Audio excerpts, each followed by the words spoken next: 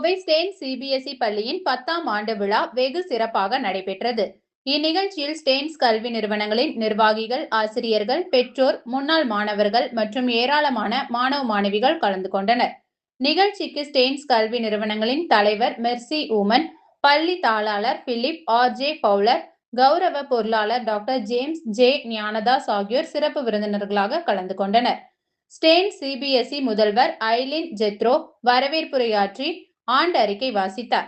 தொடர்ந்து பள்ளி மாணவர்களின் கலை நிகழ்ச்சிகள், பள்ளியின் 10 ஆண்டு சாதனைகளை வெளிப்படுத்தும் பல்வேறு நிகழ்வுகள் நடைபெற்றன. பின்னர் சிறப்பு விருந்தினர் பிலிப் ஆர்.ஜே. பவுலர் பேசுகையில், ஸ்டேன்ஸ் கல்வி மற்றும் தொழில் நிறுவனங்களின் நிறுவனர் சர் ராபர்ட் ஸ்டேன்ஸ் குறித்து வரலாற்று சம்பவங்களை மாணவர்களுடன் பகிர்ந்து கொண்டார்.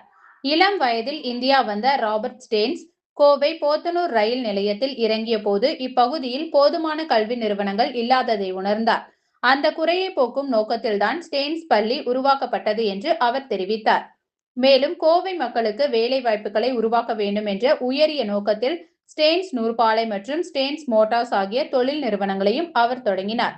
அதன் மூலம் கோயம்புத்தூர் தென்னிந்தியாவின் மான்செஸ்டர் என்ற பெருமையை பெறுவதற்கான அடித்தளத்தை அமைத்த முன்னோடியாக ராபர்ட் ஸ்டேன்ஸ் திகழ்ந்தார் என்றும் பிலிப் ஆர்.ஜே. பவுலர் குறிப்பிட்டார். மேலும் அறிவியல் மேதை ஜி.டி. நாயுடு மோட்டார் தொழில்நுட்பத்தின் மீது கொண்டிருந்த ஆர்வத்தையும் திறமையையும் ஊக்குவித்தவர்களில் முக்கியமானவர் ராபர்ட் ஸ்டேன்ஸ் என்றும், தொழில் வளர்ச்சியும் கல்வி வளர்ச்சியும் ஒன்றோடொன்று இணைந்திருக்க வேண்டும் என்பதே அவரது பார்வை என்றும் மாணவர்களுக்கு எடுத்துரைத்தார்.